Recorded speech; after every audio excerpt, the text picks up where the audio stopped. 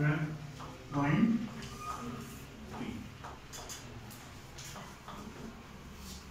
Basic concepts आपके same है जो 12.2 के लिए हमने यूज किए हैं। इस क्वेश्चन में दिया गया है एक सर्कल,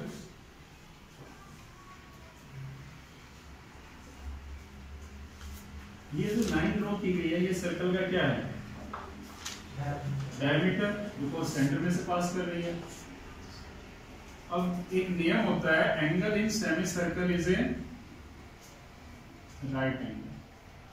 आधे सर्कल में जो भी एंगल बनता है वो कितने डिग्री का होता है, 90 डिग्री। उसने नहीं बताया, बट इस थ्योरम का ज्ञान हमें होना चाहिए कि ये एंगल कितने डिग्री का है, 90 डिग्री। अब उसका क्वेश्चन है कि जो ये शेडेड रीजन है, यहाँ पर बहुत ही छोटा पार्ट है, बुक में आपको दिखाई नहीं दे रहा होगा, बट यहाँ पर भी शेड है। आपको इस हिस्से का एरिया निकालना, क्या करें, सेमी सर्कल का एरिया निकाल के ट्रायंगल का एरिया माइनस कर दिया जाए। अब हमें साइड दी गई है PQ 24 एंड PR 7, और सर्कल का एरिया निकालने के लिए हमें रेडियस पता होनी चाहिए। रेडियस दी नहीं गई तो सबसे पहले हम पाइथागोरस थ्योरम यूज करके क्या निकालेंगे, रेडियस। दैट इज पहले QR निकलेगी और QR का हाफ करके हम क्या निकालेंगे, रेडियस। अब जो बातें दी गई वो लिखिए, PQ is equal to 24 centimetre, PR is equal to 7 centimetre. सबसे पहले इन ट्रायंगल PQR, PQR ट्रायंगल के अंदर जो एंगल P है वो 90 डिग्री है। क्यों है 90 degree, angle in semi circle. अब अगर ये एंगल 90 डिग्री का है, हम पाइथागोरस थ्योरम यूज कर सकते हैं। By Pythagoras theorem hypotenuse square is equal to base square plus perpendicular square, PR या RP 7 square plus 24 square is equal to RQ square. RQ square 4 square 7 square sorry 24 square,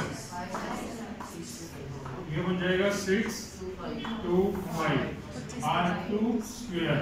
square right में गया तो 25। अब इस line की length है 25। अब हम लिख सकते हैं radius of circle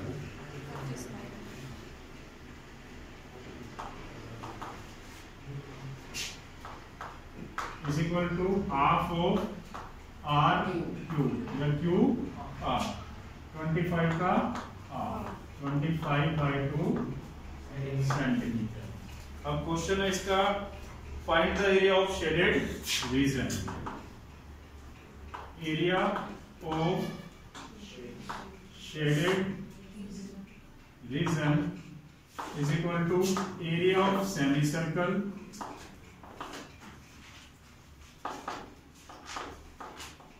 minus area of triangle PQR।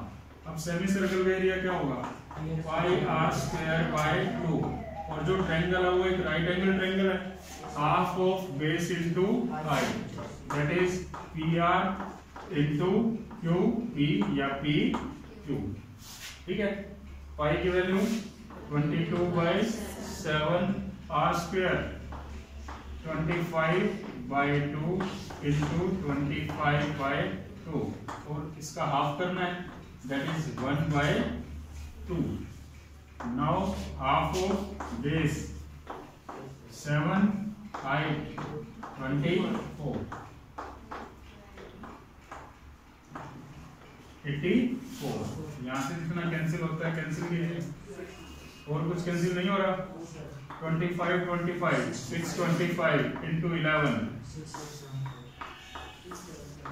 625 into 625 6875 divided by 28।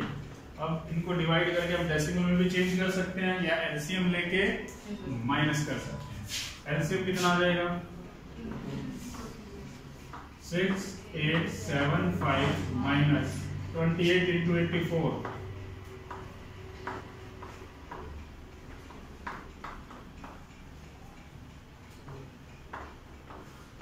2352 calculation कर रहे हो ना साथ में? कोई मेरे से भी मिस्टेक हो सकती है तो सभी एक्टिव रहे अपना। 5 minus 2 3, 7 minus 5 2, 8 minus 3 5, 6 minus 2 4 divided by 28। अब पीछे आंसर बताइए डेसिमल में है कैसे है? ऐसे ही है।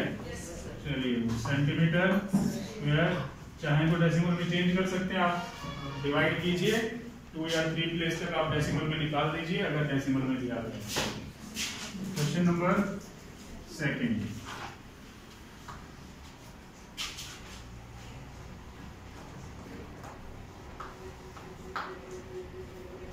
क्वेश्चन नंबर 2 में क्या दिया गया है?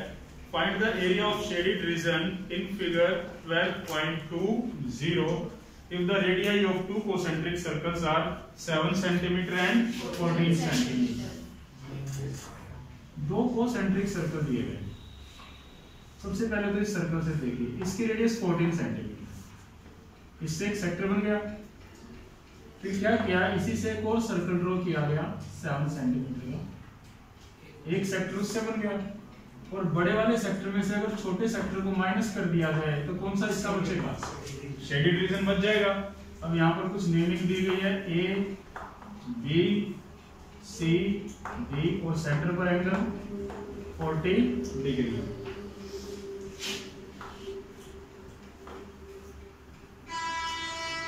Radius of outer circle that is 14 centimeter and radius of inner circle। outer और inner वर्ड उसने यूज नहीं किए हैं, ये हमने किए हैं। अब उसका क्वेश्चन है एरिया ऑफ शेडेड रीजन निकालिए। Area of shaded region is equal to बड़े वाले सेक्टर का एरिया माइनस छोटे सेक्टर का एरिया। बड़े सेक्टर का नाम क्या है? Area of sector OAC minus area of sector OBD। Formula use होगा theta by 360 into pi capital R square. Theta by 360 pi small r square. अब इन क्वेश्चंस को आसानी से सोल्व करने के लिए क्या करो, जितने पार्ट्स आपको कॉमन दिख रहे हैं ना बाहर ले लीजिए उनको, सेम दिख रहे हैं। y कॉमन क्या बचा? r स्क्वायर माइनस, ठीक है। आप ये कैलकुलेशन 2 बार करोगे और अब cancel 1/9 value of pi 22/7 14 square minus 7 square 14 square and 7 square क्या बचा?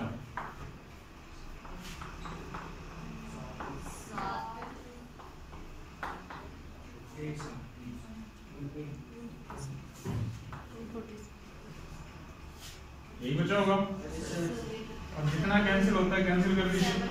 7 2 जा 14, 7 1 जा 7, 3 3 जा 3 7 जा 7 2 जा 14 and 1 15/3 सेंटीमीटर स्क्वायर। डेसिमल में चेंज करना हो 3 5 जा 15, 3 1 जा 3, ये मिक्स फ्रैक्शन।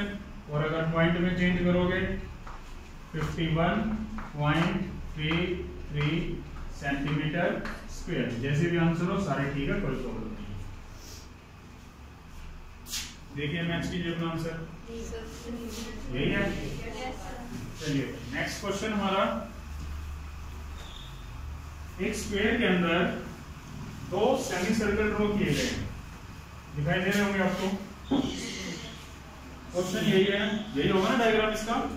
12.21 क्वेश्चन है ABCD एक स्क्वायर है। चलिए आप इसको एक पेपर मानिए, ये एक पेपर है, ठीक है। इसका नाम है ABCD। एक बार इस साइड को डायमीटर मान के एक आधा सर्कल काट दिया गया, ये पेपर अलग हो गया, मींस माइनस। एक बार इस साइड को डायमीटर मान के एक सर्कल ड्रॉ किया गया, सेमी सर्कल, ये वाला पेपर माइनस। क्या बचा? मींस स्क्वायर में से दो सेमी सर्कल को क्या कर दिया जाएगा? Minus, and the side of square is 14 centimetre. कोई प्रॉब्लम? अब जैसी कहानी है वैसी लिखो। Side of square A B C D is equal to 14 centimetre. Radius of दो सेमी सर्कल दिए गए हमें, semi circle A P D and semi circle B P C. अब अगर ये साइड 14 है तो ये भी क्या होगी? ये एक तरह से डायमीटर हो गया, रेडियस ऑफ 7 सेंटीमीटर। अब दोनों सेम है तो हम सेम आर यूज कर सकते हैं। अगर डिफरेंट हो तो एक को R1 R2 या एक को स्मॉल r कैपिटल R, दो अलग सिंबल यूज कर लें। अब क्वेश्चन है area of shaded reason. Area of shaded reason is equal to area of square minus area of two semi circles। दोनों सेमी सर्कल्स को सेम है, एक का area pi R square by 2। अब कितने सेमी सर्कल है? Double कर दें, और स्क्वायर का एरिया साइड इंटू साइड, 2 से 2 196, value of pi 22/7, r square 7 into 7, 196 minus 154, remainder is 42 centimetre square. Answers match करते रहे, कोई कैलकुलेशन गलत हो तो डिस्कस करेंगे। Question number 4, find the area of shaded region in figure 12.22।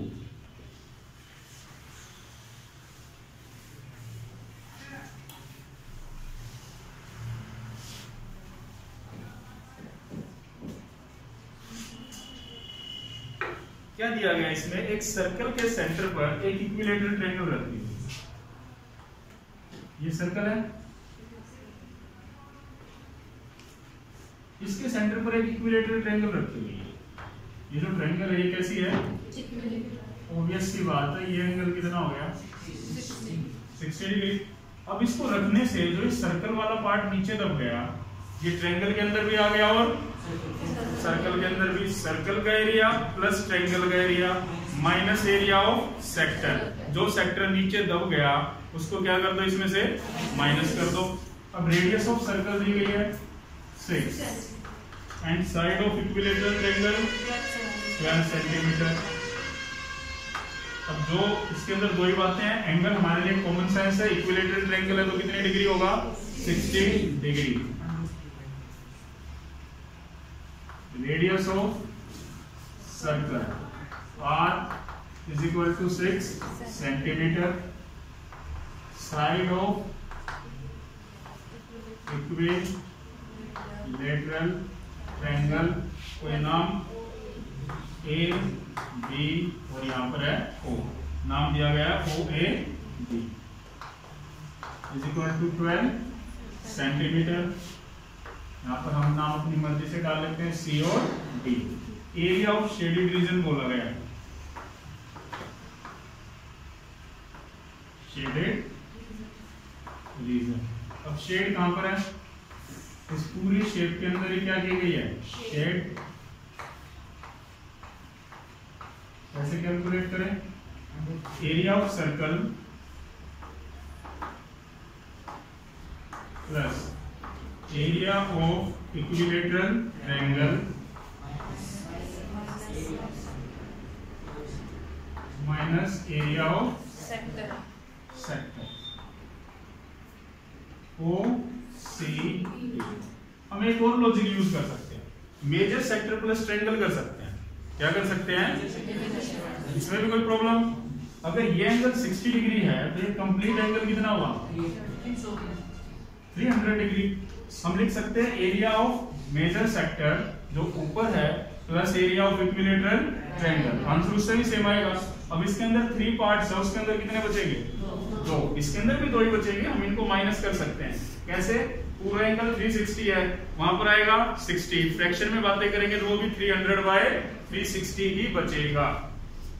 But जितना कम लिखेंगे उतनी मिस्टेक होने के चांसेस भी कम है।